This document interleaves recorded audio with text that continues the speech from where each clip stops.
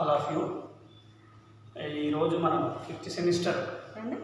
Sixth semester zoology elective paper గురించి మాట్లాడుకుందాం. అయితే ఫైనల్ బీఎస్సీ సిబిజెడ్ఓకి సిక్స్త్ సెమిస్టర్లో జువాలజీ ఎలెక్టివ్ పేపర్ వచ్చేసరికి 6th B. దాని పేరు title of the paper cellular metabolism and molecular biology. ఇది మనకి ఎలెక్టివ్ పేపర్ అన్నమాట. ఈ ఎలెక్టివ్ పేపర్ని cellular metabolism and molecular biology. ఈరోజు మనం సిలబస్, ఈ 5 యూనిట్లు సిలబస్ ఏంటి, అందులో introduction to what is what అనేది మనం తెలుసుకుందాం. First unit biomolecules.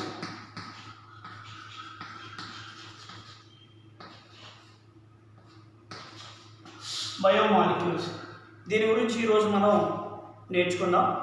బయోమాలిక్యూల్స్లో మొత్తం మనకి 4 సబ్ కాంపోనెంట్స్, సబ్ టాపిక్స్ ఉంటాయి. అవి ఏంటంటే మనకి ఆ బయోమాలిక్యూల్స్లో carbohydrates, proteins, lipids and nucleic acids అనేవి ఈ 4 ఈ బయోమాలిక్యూల్స్లో ఉంటాయి. అయితే మనకి ఈ పేపర్లో 5 యూనిట్లలో ఫస్ట్ యూనిట్ బయోమాలిక్యూల్స్, రెండో unit enzyme and cellular metabolism, రెండో యూనిట్ పేరు ఎంజైమ్స్ అండ్ సెల్యులర్ మెటబాలిజం. ఇందులో సెకండ్ యూనిట్లో వచ్చేసరికి ఎంజైమ్స్, వాటి యొక్క క్లాసిఫికేషను, ఎంజైమాటిక్ రియాక్షన్స్, అలాగే ఎంజైమ్స్ సెల్లో జరిగే సెల్యులర్ ఆర్గనల్స్ అంటే కణాంగాలు మరియు ఎంజైమ్ల యొక్క జీవనక్రియ విధానం ఎలా ఉంటుంది అనే దాని గురించి ఇందులో మనకి తెలుస్తుంది. అయితే ఇందులో గ్లైకోలిసిస్, క్రెబ్స్, ఎలక్ట్రాన్ ట్రాన్స్పోర్టు, అలాగే cell junctions, transport, cell membrane transport ఏ విధంగా జరుగుతుంది అనే అంశాలు ఈ ఎంజైమ్స్ అండ్ సెల్యులర్ మెటబాలిజంలో కణంలో జరిగే ఎంజైమ్ల యొక్క చర్యా విధానము మరియు అదే కణంలో జరిగే కణత్వచం లేదా ప్లాస్మా త్వచం, అలాగే కణత్వచంలో జరిగే కణాంగాల యొక్క విధానం, కణంలో జరిగే కణాంగాల యొక్క విధానం మరియు వాటి యొక్క విధులు, అలాగే ప్లాస్మా త్వచం యొక్క విధులు, అలాగే ఎలక్ట్రాన్ ట్రాన్స్పోర్ట్, ఎలక్ట్రాన్ రవాణా మరియు అయాన్ల వినిమయం గురించి ఈ యూనిట్లో మనం పూర్తిగా తెలుసుకుంటాం. తర్వాత యూనిట్ వచ్చేసరికి cellular metabolism and cell physiology.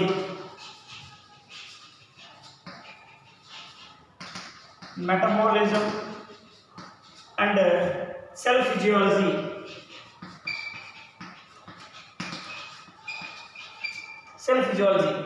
ఇది థర్డ్ యూనిట్ వచ్చేసరికి cellular metabolism and cell physiology. దీంట్లో ఏ రకమైన సెల్యులర్ మెటబాలిజం జరుగుతుంది, అలాగే మనం ఫస్ట్ యూనిట్లో నేర్చుకున్నట్టు మన ఫస్ట్ యూనిట్లో carbohydrates, lipids, proteins, nucleic acids గురించి basic functions, basic classification, basic properties గురించి మనం ఫస్ట్ యూనిట్లో నేర్చుకుంటే సెకండ్ యూనిట్లో ఎంజైమ్స్ దాని గురించి నేర్చుకుంటాం. ఇక్కడ సెల్యులర్ మెటబాలిజంలో జరిగే అంటే కణంలో జరిగే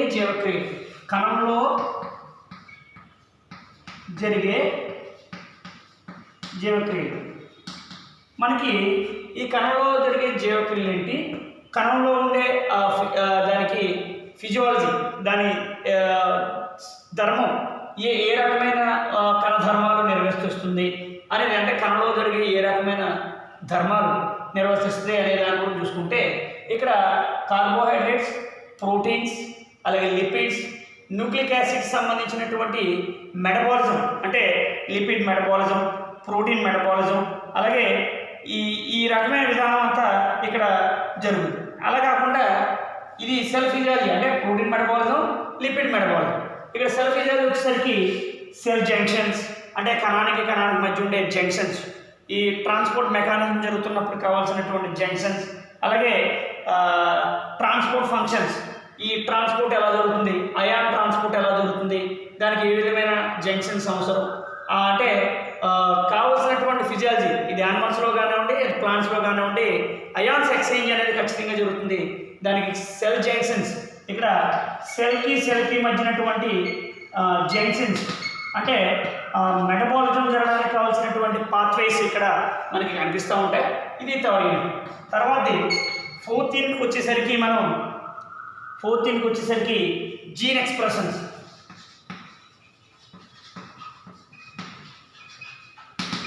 జీన్ ఎక్స్ప్రెషన్స్కి వచ్చేసరికి ఇక్కడ జీన్ యొక్క nature, definition and functions gene గురించి మొత్తం మనం ఇక్కడ నేర్చుకుంటాం. అంటే జీన్ యొక్క ఎక్స్ప్రెషన్స్ అంటే జీన్స్లో జరిగే మార్పులు, ఆ జీన్స్ ఒక జనరేషన్ నుంచి ఇంకో జనరేషన్ కంటే ఒక తరం నుంచి ఇంకో తరానికి ఏ రకమైన మార్పుల్ని అందిస్తుంది, ఇందులో ఏ రకమైన జీన్ మ్యుటేషన్స్ జన్యు ఉత్పరివర్తనాలు జరుగుతాయి అనే దాని గురించి మనకి జీన్ ఎక్స్ప్రెషన్ అనే యూనిట్లో మనకి క్లుప్తంగా మనం నేర్చుకుంటాం. అందులో ఏం నేర్చుకుంటామంటే జీన్ యొక్క ఎక్స్ప్రెషన్స్ ఇన్ ప్రోకారియోట్స్ అంటే కేంద్రక పూర్వక జీవుల్లో జీన్ ఎక్స్ప్రెషన్స్ ఎలా జరుగుతుంది అంటే ప్రోకారియోటిక్ సెల్స్ అంటే కేంద్రక పూర్వ కణాల్లో జరిగే జీన్ యొక్క ఎక్స్ప్రెషన్స్ ఎలా ఉంది. ఇక్కడ దీన్నే మనం లాకోపెరన్ మోడల్ లేదా లాకోపెరన్ నమూనా అని మనం ఇక్కడ జీన్ ఎక్స్ప్రెషన్లో జీన్ గురించి మనం నేర్చుకుంటాం. తర్వాత రెండో ఎక్స్ప్రెషన్ ఏంటంటే జీన్ ఎక్స్ప్రెషన్ ఇన్ యూకారియోట్స్. ఇక్కడ ప్రోకారియోట్స్లో నేర్చుకుంటామో మళ్ళీ మనం యూకారియోటిక్లో కూడా ప్రోకారియోట్స్ అంటే నిజకేంద్రక కణాలు, కేంద్రకం లేనటువంటి కణాలు అంటే నిజకేంద్రక కణాలు, అలాగే కేంద్రక పూర్వక కణాలు అంటే కేంద్రం ఆబ్సెంట్ అంటే న్యూక్లిక్ యాసిడ్స్ కానీ న్యూక్లిక్ అనేది కేంద్రకం అనేది ఆబ్సెంట్ అయితే దానికి సంబంధించి అంటే యూకారియోటిక్ సెల్స్ అంటే కేంద్రక, నిజకేంద్రక, కేంద్ర పూర్వక, నిజకేంద్రక. దాన్ని ఏమంటామంటే కేంద్రకం ఉన్న జీవులు, కేంద్రకం లేని ప్రోకారియోటిక్, యూకారియోటిక్. ఇది ప్రెజెన్స్ అయ్యడం, ఇది ఆబ్సెన్స్ ఆఫ్ న్యూక్లిక్ అని అంటాం. అంటే కేంద్ర పూర్వక కణాలు, నిజకేంద్రక కణాలని మనం ఇక్కడ వాటిని చెప్పుకోం. దీంట్లో ఎలా జరుగుతుంది తర్వాత మనకి ఇక్కడ జీన్ ఎక్స్ప్రెషన్స్లో ట్రాన్స్లేషన్ అండ్ ట్రాన్స్క్రిప్షన్. ఇక్కడ మనకి జన్యు సమాచారం అనేది డిఎన్ఏ నుంచి ఎంఆర్ఎన్ఏ, ఎంఆర్ఎన్ఏ నుంచి ప్రోటీన్స్ నుంచి అమినో యాసిడ్స్ ఇలా ఒక క్రమ పద్ధతిలో మనకి జరుగుతూ ఉంటుంది. అలాగే డిఎన్ఏ అనేది ప్రతికృతి చెందితే దాని నుంచి ఎంఆర్ఎన్ఏ నుంచి ప్రోటీన్స్ అంటే మాంసకృతులు నుంచి అమినో ఆమ్లాలు. అంటే ఈ చర్యని replication, transcription, translation and synthesis అంటాం. అంటే అనులేఖనము, అనువాదము, సంశ్లేషణ అని 3 భాగాలు చెప్తాం. ఇక్కడ ఈ ట్రాన్స్క్రిప్షన్ అనేది జీన్ సీక్వెన్స్లో ఏ రకమైనగా జరుగుతుంది, ప్రోకారియోట్స్, యూకారియోటిక్ సెల్స్లో ఏ విధంగా జరుగుతుంది అనే దాని గురించి యూనిట్లో మనం క్లుప్తంగా నేర్చుకుంటాం. తర్వాత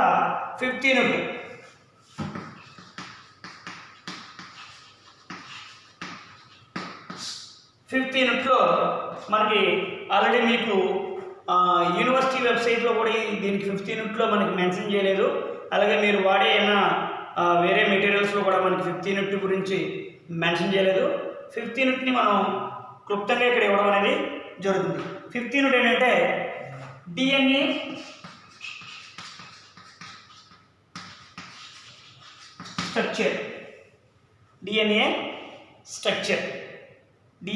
స్ట్రక్చర్ అలాగే టైప్స్,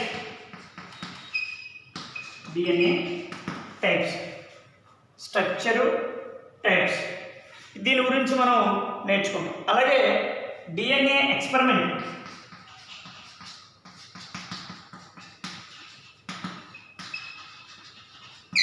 డిఎన్ఏ ప్రయోగ విధానం, అందులో గ్రిఫ్త్ ఎక్స్పెరిమెంట్ అని, హార్స్ చేజ్ ఎక్స్పెరిమెంటరీ, ఇలా 2-3 ఎక్స్పెరిమెంట్స్ మనకి ఉండడం జరిగింది. ఆ 2 ఎక్స్పెరిమెంట్ని ప్రయోగ పద్ధతిలో, డిఎన్ఏ ప్రయోగ పద్ధతిలో డిఎన్ఏ అనేది ఒక జన్యు పదార్థము అని నిరూపించే ఈ ఎక్స్పెరిమెంట్. తర్వాతే మనకి ఇందులో fine structure of gene, fine structure of gene, ఈ 5 యూనిట్ల నుంచి మనకి ఈ విధంగా రావడం జరుగుతుంది. మనకి ఇంపార్టెంట్గా ఈ 5 యూనిట్ల నుంచి మనకు ఆల్రెడీ తెలుసు. 5 యూనిట్ల నుంచి మనకి 5 ఎస్ఏస్ అలాగే 5 షార్ట్లు రావడం జరిగింది. ఫస్ట్ యూనిట్ నుంచి ఏబి అనే 2 క్వశ్చన్స్ ఆల్రెడీ మీ అందరికీ తెలుసు.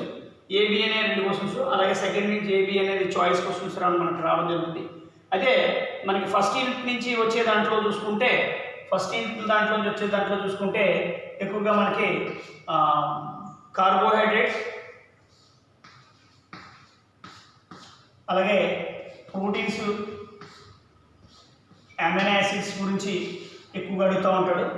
తర్వాత ఎంజైమ్ సెకండ్ యూనిట్ చూసుకుంటే ఎంజైమాటిక్ రియాక్షన్స్ అండ్ క్లాసిఫికేషన్స్ గురించి అడుగుతూ ఉంటాడు. తర్వాత అందులోనే క్రెబ్స్, గ్లైకోలిసిస్ సైకిల్స్ గురించి అడుగుతూ ఉంటాడు. తర్వాత సెల్యులర్ మెటబాలిజంలో సెల్ జంక్షన్కి సంబంధించింది అడుగుతూ ఉంటాడు.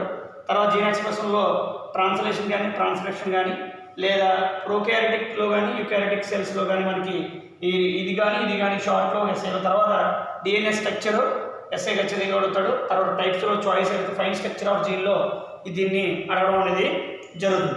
మనం ఇప్పుడు ఫస్ట్ యూనిట్ గురించి నేర్చుకుందాం. ఫస్ట్ యూనిట్లో వాట్ ఈజ్ బయోమాలిక్యూల్స్, బయోమాలిక్యూల్స్ సంబంధించినటువంటి విధానం ఏ విధంగా ఉంటుంది అనే దాని గురించి ఇప్పటి వరకు మనం చెప్పుకున్నది సిలబస్, దాని యొక్క విధానం. ఫస్ట్ యూనిట్ ఇప్పుడు మనం నేర్చుకునే దాంట్లో ఫస్ట్ యూనిట్లో చూసుకుంటే బయోమాలిక్యూల్స్,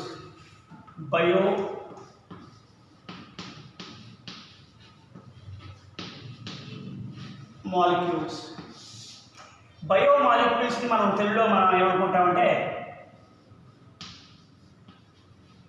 జీవ అణువులు, తెలుగు ఏమంటామంటే అట్లనే జీవణువులు. What is bio? Life. Bio అంటే ఏంటండి? లైఫ్, జీవం. బయోమాలిక్యూల్స్లో బయో అంటే లైఫ్, జీవం. మాలిక్యూల్స్ ఇంక మనకి ఏమున్నాయి? Molecules means to create a function,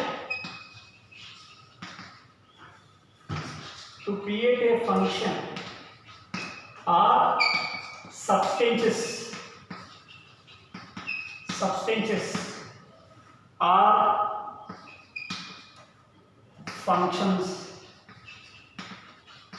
of cell. అంటే జీవం, బయో అంటే జీవం, మాలిక్యూల్స్ అంటే create a functions are like a metabolism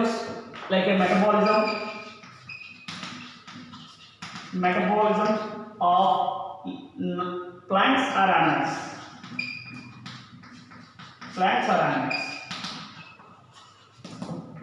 Like substances are various are different mechanisms of in cellular substances అంటే cellular organelles, కణాంగాల్లో జరిగే to create a body or plant and any other activities of in living organisms. అంటే జీవించి ఉన్న ప్రతి జీవిలోనూ the activities of in cellular metabolism, కణంలో జరిగే ప్రతి జీవక్రియలను నడపడానికి కావాల్సినటువంటి వీటిని మాలిక్యూల్స్ అంటారు. ఈ మాలిక్యూల్ అంటే look like A best example of in bike. ఇందులో బైక్లో పెట్రోల్ పోస్తే దాన్ని సెలెక్ట్ చేసిన తర్వాత ఆ ఇంధనాన్ని దహనం చేస్తూ మనం బండిని ముందుకు చూసుకుపోతే తర్వాత పెట్రోల్ అయిపోతే బండి ఇంజిన్ అనేది రన్ అవుతుంది. అంటే బయో అంటే జీవం అనేది జీవం లివింగ్లో ఉండాలి అంటే to totally maintenance of in molecules. అయితే జీవి బతికి ఉండాలి, లేదా జీవిలో జీవనక్రియలు జరగాలి, నెక్స్ట్ కణాలని ఉత్పత్తి చేసుకోవాలి, like reproduction and circulatory system, all mechanism to be follow అంటే బెటర్ వే అంటే బాగా జరగడానికి లేదా జీవి తన సంతానం ఉత్పత్తి చేసుకోవడానికి అన్నట్లు కావాల్సింది biomolecules. Biomolecules like carbon, hydrogen, oxygen, nitrogen, sulphur, phosphate. ఇవి carbon, hydrogen, oxygen, nitrogen, sulphur, phosphates or phosphorus. ఇవి బయోమాలిక్యూల్స్గా మనం పేరుతాం. Biomolecules is called as biomolecules. Biomolecules ఇవి to create a cellular function, cellular functions, కణంలో జరిగే వివిధ రకాల విధుల్ని ఇవి నిర్వర్తిస్తాయి. అందుకని వీటిని ఏమంటామంటే బయోమాలిక్యూల్స్ అంటాం. ఏమంటాం? బయోమాలిక్యూల్స్. ఈ బయోమాలిక్యూల్స్ అనేవి living system all the have a various types, చాలా రకాలుగా మనకు ఏర్పడతాయి. ఏం చేస్తాయంటే ఇవి సెల్యులర్ పూల్ అంటాం. సెల్యులర్ పూల్ అంటాం. ఈ సెల్యులర్ పూల్ని ఏంటంటే దీని అర్థం ఆల్ ఫంక్షన్స్. ఆల్ ఫంక్షన్స్, ఇవి ఆల్ ఫంక్షన్స్ ఇక్కడ జరుగుతాయి. అయితే ఇక్కడ మనకి బయోమాలిక్యూల్స్ అనేవి మనకి ఏ విధంగా కేటగిరీ వైజ్ ఉంటాయి, ఏ విధంగా వాటిని మనం చూసుకుంటే ఈ బయోమాలిక్యూల్స్ని మనం వర్గీకరణ చూసుకుంటే మనకి based on the organic biomolecules, inorganic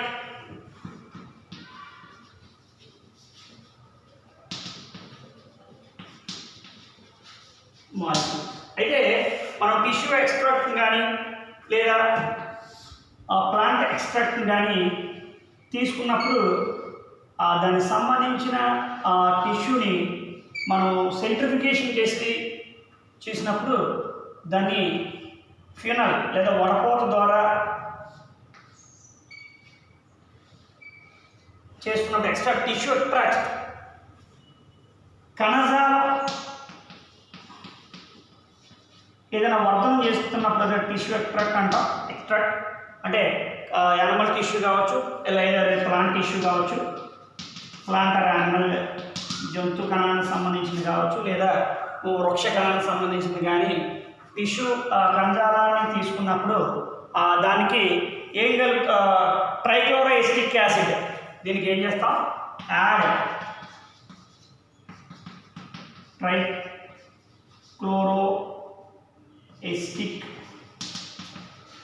acid. Trichloroacetic acid అనే దాన్ని ఈ టిష్యూ యాక్టర్లో మన ఈ రెండాటిని టిష్యూ ప్లస్ అంటే టిష్యూని ప్లాంట్ టిష్యూ కానీ యానిమల్ టిష్యూ కానీ ప్లస్ ఇక్కడ దీన్ని రెండాటిని కలిపి మనం మెత్తగా గ్రైండ్ చేసిన తర్వాత ఆ గ్రైండ్ చేసిన పదార్థాన్ని ఒక ఫ్యూనల్ వడపోత ద్వారా మనకి ఒక టెస్ట్ ట్యూబ్లోకి వడపోస్తే రెండు రకాల కాంపోనెంట్స్ అనేవి మనకి ఇందులో కనిపించడం అనేది జరుగుతుంది. ఆ రెండు రకాల కాంపోనెంట్స్లో టెస్ట్ ట్యూబ్కి కింద ఉన్నటువంటి పదార్థం ఒకటి, ఫీనల్లో మిగిలిపోయినటువంటి పదార్థం అంటే వడపోతలో మిగిలిపోయినటువంటి పదార్థం ఒకటి, టెస్ట్ ట్యూబ్లో వచ్చినటువంటి పదార్థం ఒకటి, మన రెండు రకాల పదార్థాలు మనకి కనిపిస్తూ ఉంటాయి.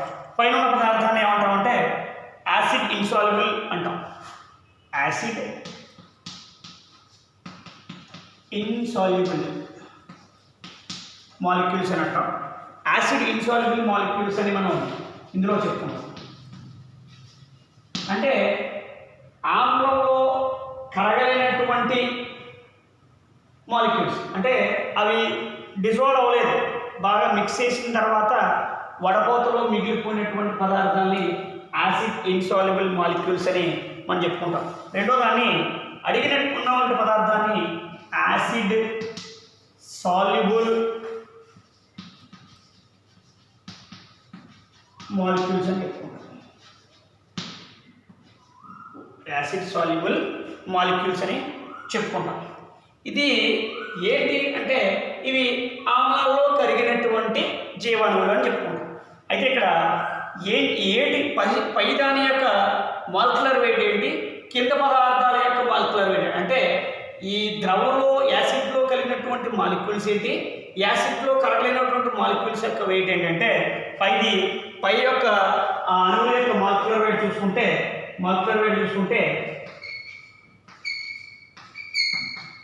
more than 1000 or more than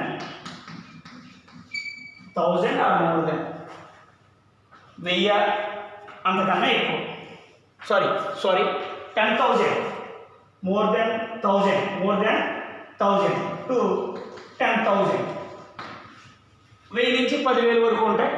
తర్వాత ఇది సెకండ్ది కింద వచ్చేసరికి 8 into 800 మాలిక్యులర్ వెయిట్ 18 నుంచి 800 వరకు మాలిక్యులర్ వెయిట్ ఉంటుంది. అయితే ఇక్కడ ఆర్గానిక్ మాలిక్యూల్స్, ఇనార్గానిక్ మాలిక్యూల్స్ అని మనం 2 రకాలుగా చెప్పుకున్నాం కాబట్టి ఈ 2 మాలిక్యూల్స్ని అసలు ఎలా వేరు చేస్తారు, వేరు చేసినప్పుడు ఈ టిష్యూ ఎక్స్ట్రాక్షన్ కానీ లేదా ప్లాంట్ ఎక్స్ట్రాక్షన్ కానీ మనం అసలు మాలిక్యూల్స్ని ఎలాగ డివైడ్ చేసుకుంటాము, ఏ రకమైన మాలిక్యూల్స్ అని చెప్పుకుంటే ఆర్గానిక్లో వచ్చేసరికి ప్రోటీన్స్ అంటే మాంసకృత్తులు, మనం వాటిని ప్రోటీన్స్ అంటాం. రెండోది వచ్చేసరికి న్యూక్లిక్ యాసిడ్స్,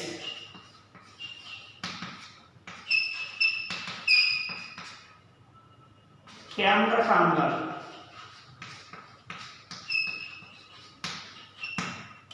ఆమ్లాలు, తర్వాత వచ్చేసరికి లిపిడ్స్, వాటిని ఫ్యాట్స్ అంటారు, కొవ్వు పదార్థాలు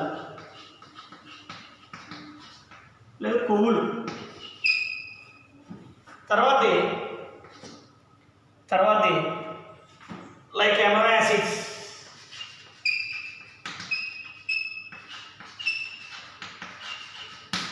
అమైనో ఆమ్లాలు పాలీసాకరైడ్స్. తర్వాత ఇనార్గానిక్ కాంపోనెంట్స్, వాటర్, H2O అంటాం, నీరు. తర్వాత మినరల్స్,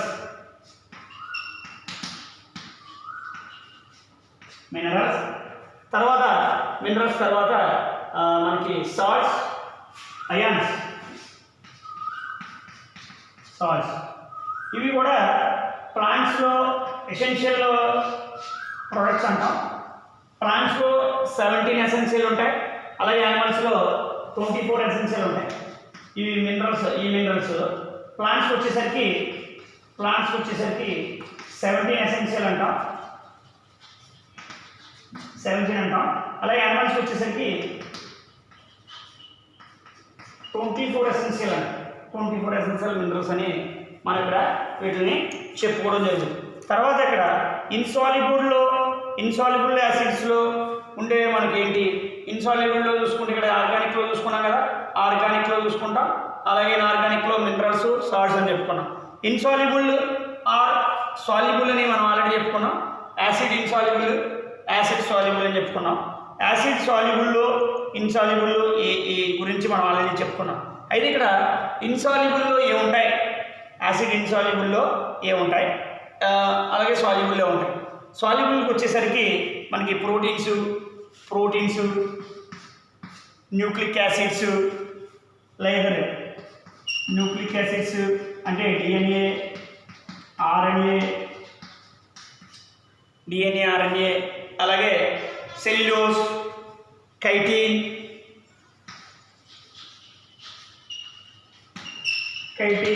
ఎక్స్ట్రా ఇలాంటివి. ఇందులో ఇదే ఇన్సాల్యుబుల్లో కూడా మనకి లిపిడ్స్, మళ్ళీ ఇక్కడ చూడండి లిపిడ్స్, ఇలా డిఫరెంట్ మనకి ఇక్కడ కనిపిస్తూ ఉంటాయి లిపిడ్స్. ఇది మాలిక్యులర్ వెయిట్ 1800 అంటాం. దీని తర్వాత అని చూసుకుంటాం. తర్వాత ఇప్పుడు ఈ మాలిక్యూల్స్ని ఆర్గానిక్ మాలిక్యూల్స్, ఇన్ఆర్గానిక్ మాలిక్యూల్స్గా మనం చెప్పుకుంటాం.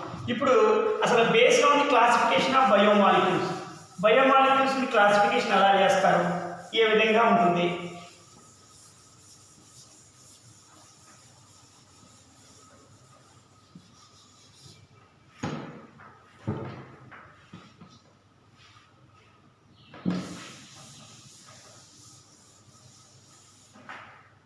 ఈ మాలిక్యూల్స్ని రెండు రకాలుగా వర్గీకరించడం జరిగింది. ఇది based on the molecular wait. ఈ వర్గీకరణ ఏంటంటే బేస్డ్ ఆన్ ది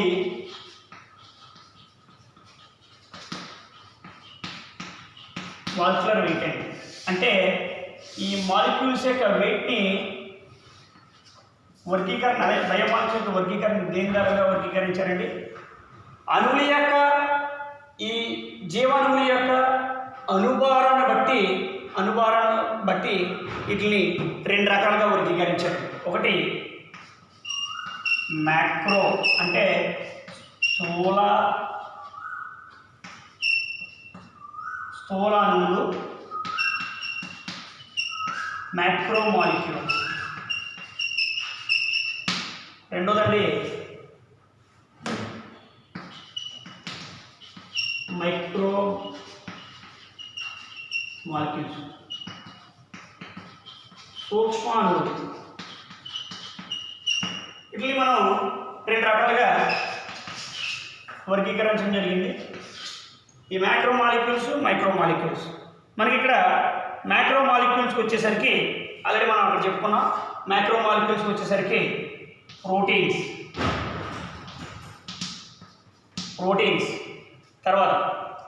తర్వాత న్యూక్లిక్ యాసిడ్స్, మాంసకృత్తులు, కేంద్రకామలాలు అంటే ఏంటండి? DNA, RNA. ఇవి న్యూక్లిక్ యాసిడ్స్. తర్వాత పాలిసాకరైడ్స్,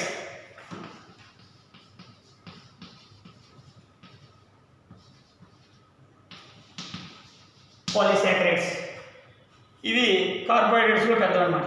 తర్వాత మైక్రోకి వచ్చేసరికి ఆల్రెడీ మనం చెప్పుకున్నామండి సింపుల్ కాంపోనెంట్స్ అండి. లైక్ సింపుల్ కాంపోనెంట్స్ ఏంటంటే అమైనో యాసిడ్స్, మినరల్స్, అమైనో ఆమ్లాలు మరియు మినరల్స్. తర్వాత ఇంకా చెప్పుకున్నామండి మోనోసాకరైడ్స్.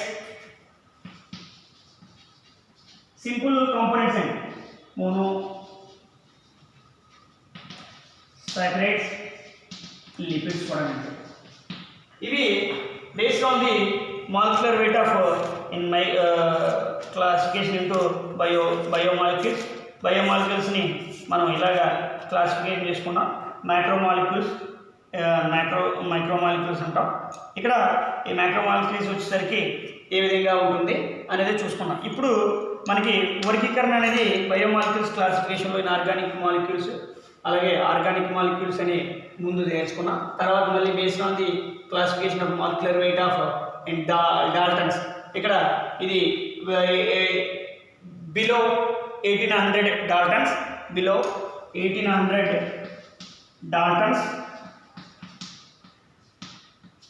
తర్వాత ఇది బిలో డాల్టన్స్, 1800 to above అంటే మినిమం 10,000 డాల్టన్స్.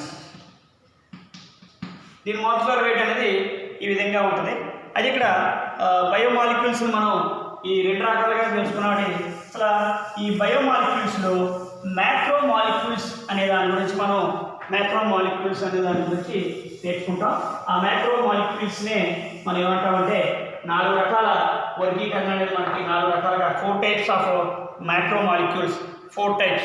ఆ 4 types ఏంటంటే 4 types ఆఫ్ ఆర్గానిక్ కాంపోనెంట్స్ అంటాం. 4 types.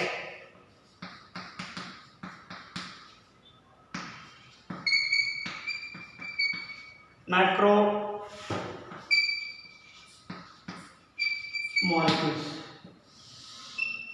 4 రకాల స్థూల అణువులు.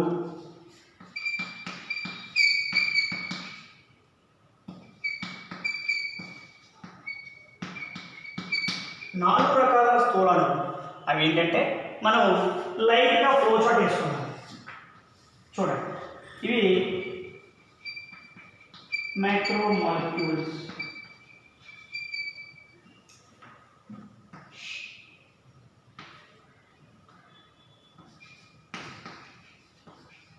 కార్బోహైడ్రేట్స్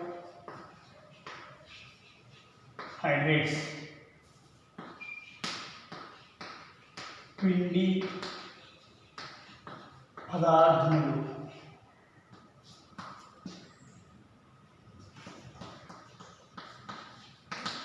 ప్రోటీన్స్ మాంసకృతులు.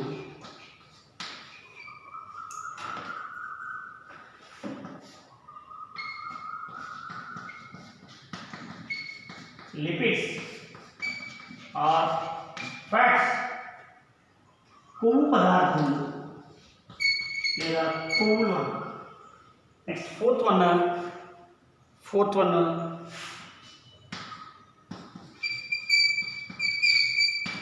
Nucleic acids like DNA, either RNA.